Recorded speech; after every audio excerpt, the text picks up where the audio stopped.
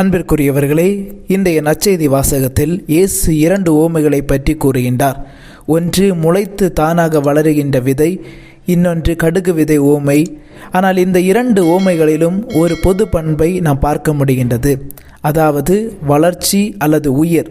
வளர்ச்சி இருப்பதால் மட்டும்தான் ஒரு செடி உயிரோடு இருப்பதாக நாம் அறிந்து கொள்கின்றோம்.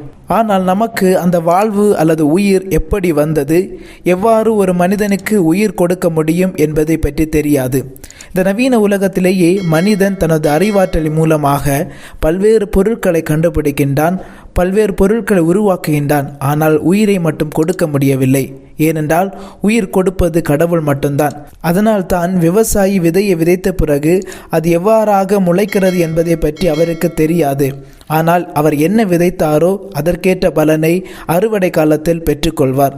அதனால் நம்முடைய வாழ்க்கைக்கு உயிரை கடவுள் கொடுத்திருக்கின்றார்.